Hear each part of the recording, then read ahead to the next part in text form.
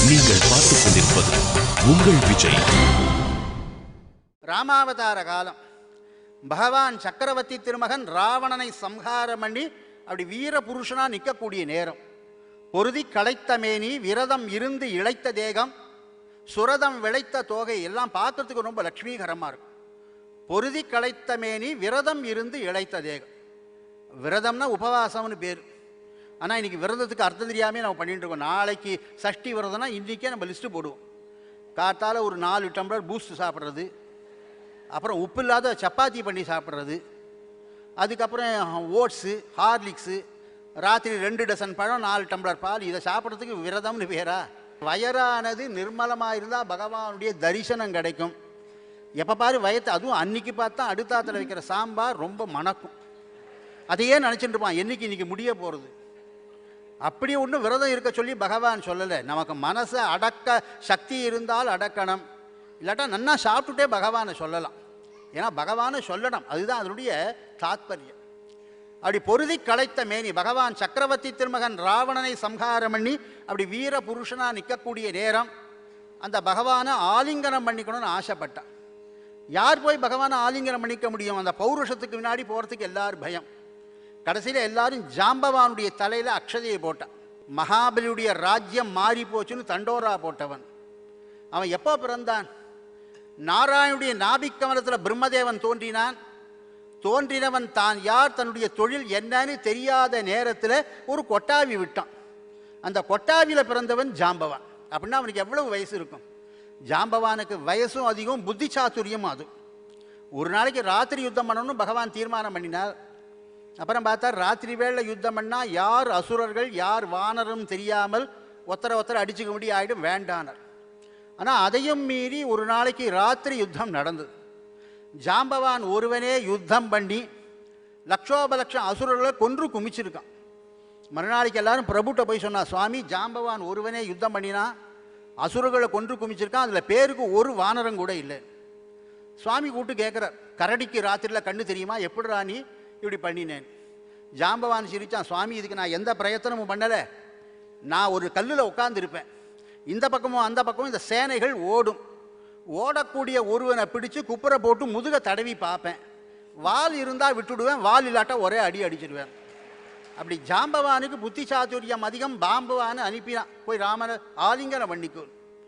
அப்படி அவன் வேகமாக நடந்து வந்தான். பகவானை போய் ஆலிங்கனம் பண்ணிட்டான். எங்கே பண்ணிட்டான்? பகவானுடைய அந்த சரணத்தை பிடிக்க முடிஞ்சதே ஒழிய அந்த சரீரத்தை தொட முடியல.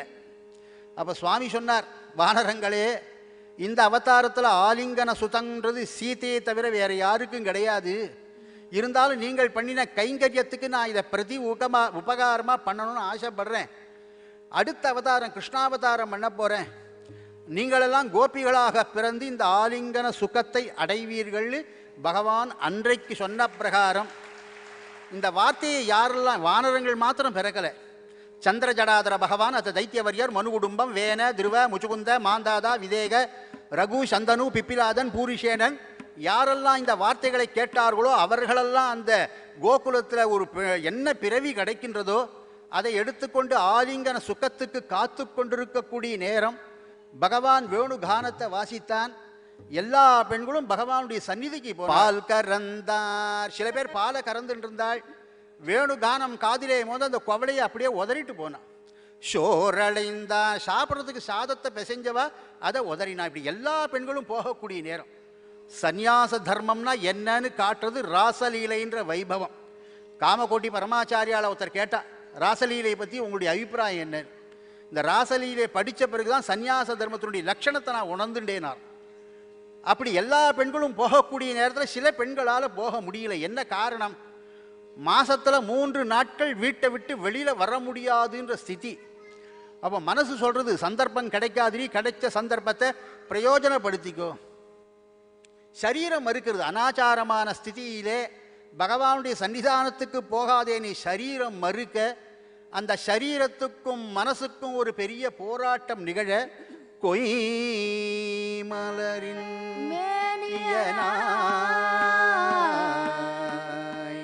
மலரின்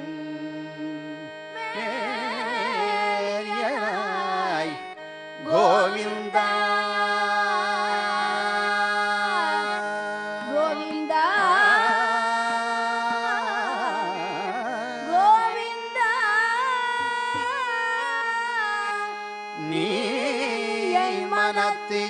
செய்கின்ற அருளிவைகள் சிரமாமோ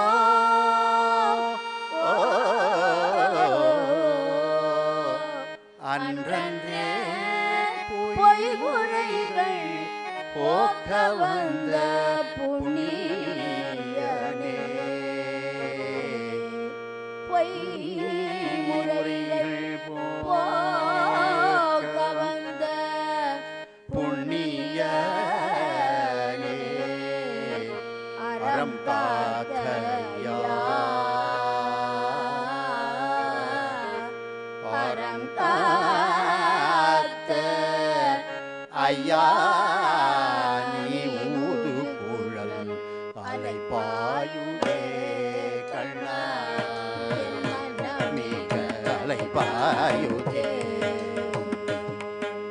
வேணுகானமதில் அலைப்பாயுதே கண்ணா என் மனமிக அலைப்பாயுதே ஆனந்த மோகன வேணுகானமதில் அலைப்பாயுதே கண்ணா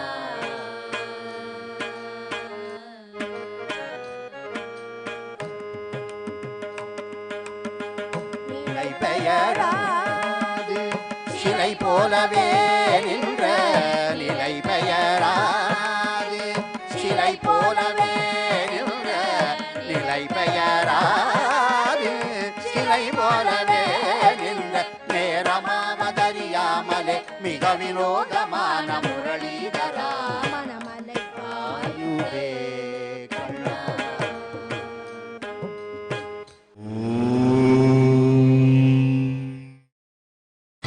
நீங்கள் பார்த்துக் கொண்டிருப்பது உங்கள் விஜய்.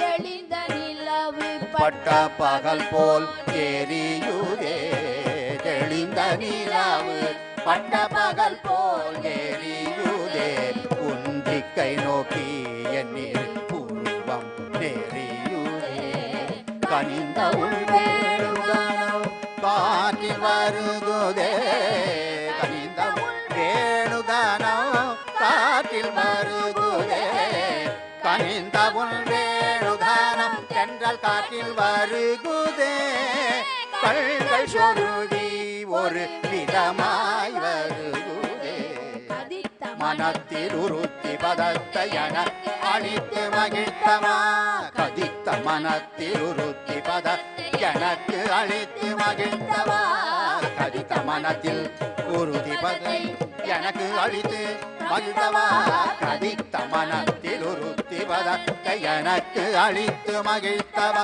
ஒரு தனித்தவனத்தில் அனைத்து எனக்கு உணர்ச்சி கொடுத்து முகிழ்த்தவா மனத்தில் உறுத்தி பதத்தை எனக்கு அழித்து மகிழ்த்தவா ஒரு தனித்தவனத்தில் அனைத்து எனக்கு உணர்ச்சி கொடுத்து முகிழ்த்தவா கனை கடலில் கதிரவன் ஒளியன் இணையிரு கழலன கழித்தவா கனை கடலில் கதிரவன் ஒளியன இணையிரு கழலன கழித்தவா கனை கடலில் கதிரவன் ஒளியன இணையிரு கழலன கழித்தவா கதறி மனமுருகனான் அழைக்கவோ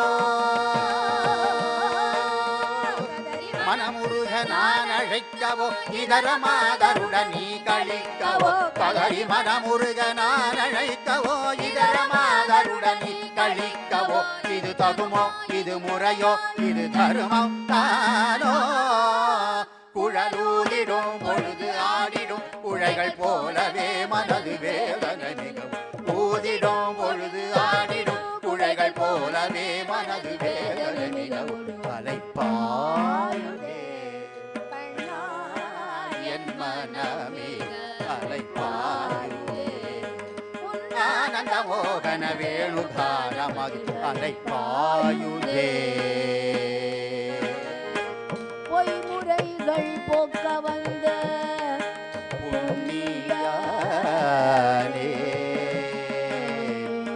அறம் காத்தையா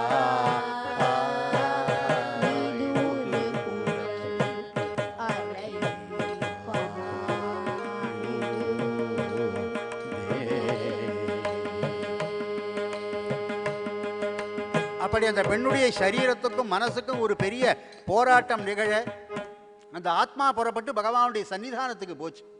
எல்லாரும் கேட்குற அனாச்சாரமான நிலையில் இருக்கக்கூடிய ஒரு பெண்ணுக்கு எப்படி மோட்சத்தை கொடுத்தான்?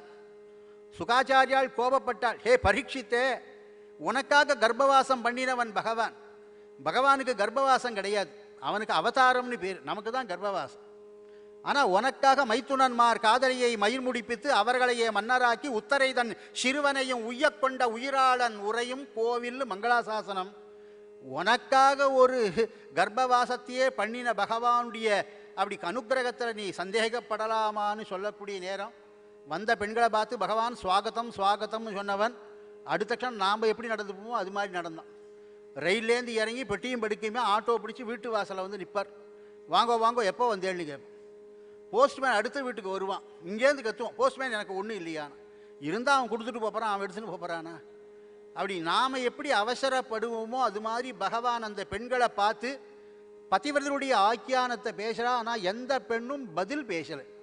பதிவிரதைனா யார்? வள்ளுவர் ரொம்ப அழகாக சொல்லிட்டார். தெய்வம் தொழால் கொழுநன் தொழுதெழுவாள் பெய்யன பெய்யும் மழையினர். இதுக்கு என்ன அர்த்தம்? தெய்வம் தொழால்னா தெய்வத்தை தொழமாட்டாள்னு அர்த்தம் இல்லை. கணவருக்கு அப்புறம் தெய்வத்தை கொண்டாடுவாள். கொழுநன் தொழுதெழுவாள், கணவனையே தெய்வமாக கொண்டாடுவாள். அவன் மேலே பார்த்து பெய்யன பெய்யும் மழைனா மழை பெய்யினா பெஞ்சிருமா. அது அந்த காலத்தில் அவர் சொன்னார். ஆனால் இன்றைக்கி அதுக்கு என்ன அர்த்தம் சொல்கிறான்? தெய்வம் தொழாள், தெய்வத்தை தொழமாட்டாள், நாஸ்திகவாதம் பேசுவாள். கொழுநன் தொழுது இவள் எழுவாள். கணவன் பெட் காஃபி ரெடி பண்ணி அம்மா எழுந்து போன அப்புறம் தான் அவன் எழுந்துப்பான். ஏன்னா அவன் ஐஏஎஸ்ஆர் இருப்பான், இவன் கிளார்க்காக இருப்பான். பெய்யன பெய்யும் மழையினாலே இதுக்கு என்ன அர்த்தம்? கணவனை பாட்டு கேட்கலாம், எனக்கு வைரத்தோடு வேணும் வாங்கி கொடுங்கன்னு. என் சக்திக்கு அதெல்லாம் வாங்கி தர முடியாதுன்னு சொன்னால் பெய்யன பெய்யும் மழை, கண்ணில் ஜலத்தை விட்டு அழகான்னு. அப்படி பகவான் பதிவதனுடைய ஆக்கியானத்தை பேசக்கூடிய நேரம் கோலோக நாயகி விஷபானு நந்தினி பிரேம சாம்ராஜ்யத்தினுடைய சக்கரவர்த்தியான ராதா மாதாவானவள் பதில் பேசாமல் பகவானுடைய கேள்விக்கு அற்புதமான பதிலை சொல்ல பகவான் அந்த பெண்களுக்கு ஒரு சமிருத்தி நிலையை கொடுக்கக்கூடிய ராச லீலையை இப்போ தொடர போறான்.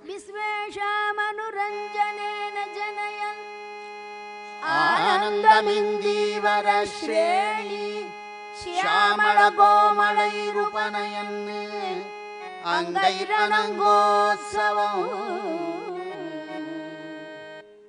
பகவான் அற்புதமாக வேணுகானத்தை வாசிச்சு அன்னைக்கு கோபஸ்திரீகளுக்கு மட்டும் மயக்கினானா? விஸ்வேஷா மனுரஞ்சனேன உலகத்திலே உள்ள சர்வ ஜீவ ராசிகள் அனைத்தும் உய்யும் பொருட்டு வேணுகானத்தை வாசிக்க ஆரம்பித்தான். பகவானுடைய கானத்தை கேட்டு பாம்பும் தவளையும் ஸ்நேகமாச்சு, பாம்பும் மயிலும் ஸ்நேகமாச்சு, புலியும் ஸ்நேகமாச்சு, மானும் புலியும். அப்படி பகையெல்லாம் மறந்து உலகம் ஒன்றோடொன்று இணையக்கூடிய அற்புதமான வேணுகானம். விஸ்வேஷா மனுரஞ்சனேன. அப்படி பகவான் புல்லாங்குழலை வாசிச்சா கோபஸ்திரீகளுக்கு புரிஞ்சுது. ஆரம்பத்தில் சொன்னது மாதிரி தாராத்திரிகி சரதோத் புல்ல மல்லிகாக. அந்த ராமாயண காலத்தில் என்ன வார்த்தையை பேசினானோ அந்த வார்த்தையை புல்லாங்குழல்ல பகவான் வாசிச்சானோ கோபஸ்திரீகளுக்கு புரிஞ்சுது. அன்னைக்கு இருந்தவா யார் யார் பகவானுடைய வார்த்தையை கேட்டார்களோ அவர்கள் எல்லாரும் பிருந்தாவன க்ஷேத்திரத்தில் புல்லாய் பூண்டாய் புழுவாய் பல் மிருகமாய் புல்லாய் பிறந்தாலும் புல்லாய் பிறந்தாலும் கால்நடைகள் மேய்ந்து பசி தீர்க்க உதவும் அன்றோ. புல்லாய் பிறந்தாலும் கால்நடைகள் மேய்ந்து பசி தீர்க்க உதவும் அன்றோ. ஒரு குண்டாய் பிறந்தாலும் புலத்தியர்கள் கைப்பட்டு பிணி தீர்க்க உதவும் அன்றோ. அல்லது ஒரு கல்லாய் பிறந்தாலும் கல்லாய் பிறந்தாலும் நல்லவர்கள் மிதிப்பட்டு காட்சிக்கு உறுத்துவன்றோ. அல்லது ஒரு கழுதையாய் பிறந்தாலும் ஆவென்று அலறினால் கை கண்ட சகுனமன்றோ.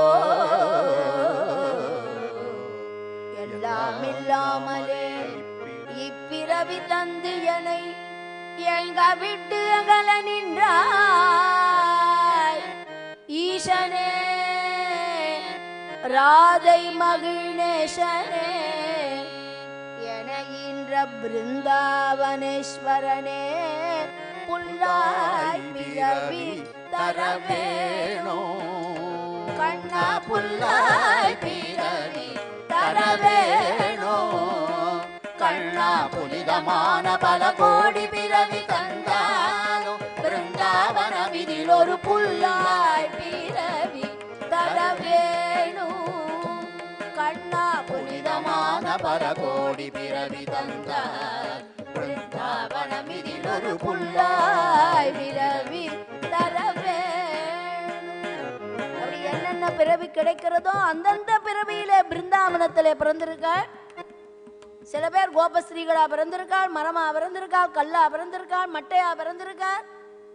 இந்த பகவான் வேணுகானத்தை அப்படி வாசிக்கிறான். அந்த கானமானது கோபஸ்ரீகள் காதிலே விழ சில பேருக்கு ரசிக்க தெரியல. இந்த சங்கீத ரசிப்புங்கிறது ரத்தத்துல ஊறினாதான் வருமே தவிர இல்லைன்னா வராது.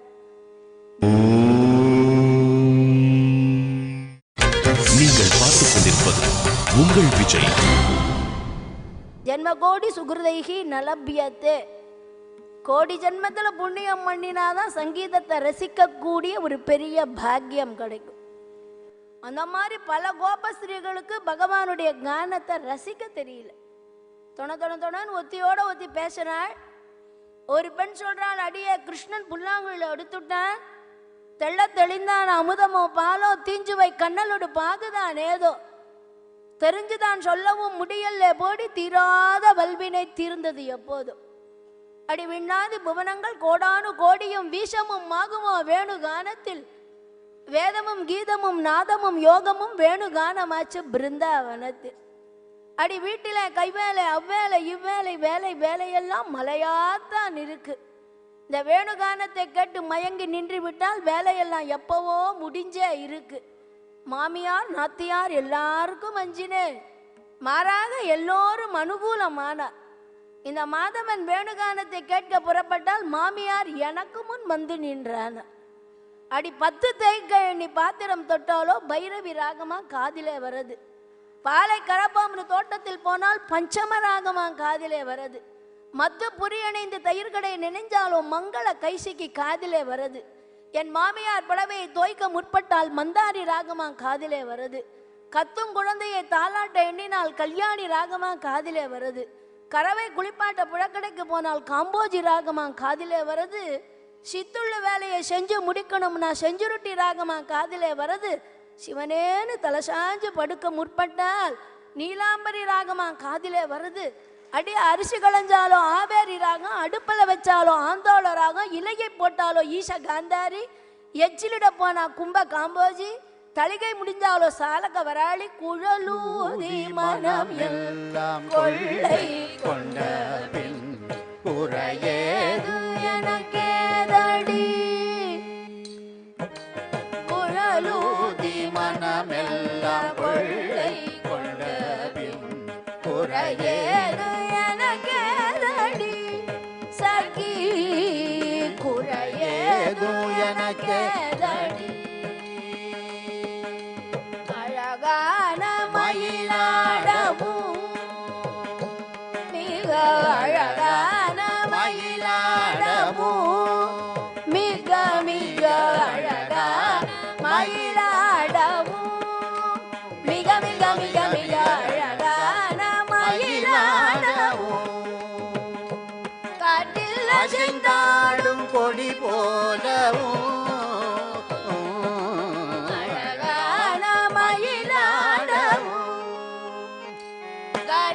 அசைந்தாடும் கொடி போல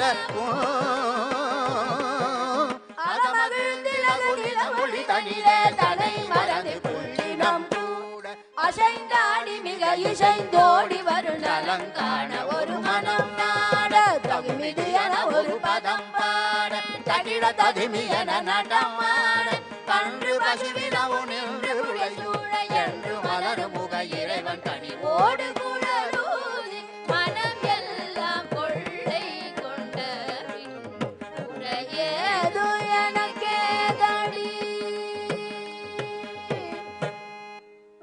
இப்படி வேணுகானத்தை வாசிக்க ஆரம்பிச்சார். ஊத்துக்காடு மகாகவி இந்த கானத்தை விமர்சிக்கிறச்சு, வேணுகானம் பாடினார். அந்த கோபஸ்திரிகளுக்கு புரிய அப்படி எல்லாரும் வர 5 வயசு குழந்தையிலிருந்து 95 வயசு கிழவி வரையும் பாட்டிகளும் பேத்திகளும் பக்குவ தருணிகளும் பகவானுடைய அந்த சங்கமம் கிடைக்கிறதுக்காக ஓடோடி ஒத்தர ஒத்து அலட்சிதோத்தமாக ஜவலோல குண்டலாக வேகமா ஓடி வரக்கூடிய நேரத்தில் சில வீட்டில் சில பெண்களுடைய கணவன் தடுத்தார், சில வீட்டில் சகோதரர் தடுக்க, எந்தெந்த வீட்டில் யார் யார் தடுத்தார்களோ அந்தந்த வீட்டில் பகவான் கிருஷ்ணன் அந்தந்த பெண் மாதிரி இருந்து உள்ள வேலையை பண்றான். அவள்லாம் மனசுல நினைக்கிறாள், நம்முடைய மனைவி நம்முடைய வார்த்தையை தட்டாமல் இருக்காள். ஏன்னா விஸ்வேஷாம் ஆரம்பிச்சே சொல்லியாச்சு, விஸ்வேஷாம் அனுரஞ்சனேன ஜனயன். அப்படி எல்லா பெண்களும் வந்து நிற்கிறாள். பகவானோ சாயக்கொண்டையும் தரள பின்னலும் வாரி முடித்தாலும் வாராத கூந்தலும் வண்ணமயில் பீலி வட்டவரை சீலி தொங்குசரம் முத்து தூமலரின் கொத்து நாகபட தொத்து நத்து புல்லாக்கு 7 வயசு நிறையாத குழந்தை பின்னை மரத்திலே அமர்ந்து புல்லாங்குழலை செங்கோலாக வைத்து கொண்டு எல்லா பெண்களையும் பார்த்தார். ஸ்வாகதம் போ மகாபாகாக, வரணும் வரணும் பாக்கியசாலியான பதிவிரதையான பெண்களே, உங்களுடைய வரவு நல் வரவு ஆகட்டும்.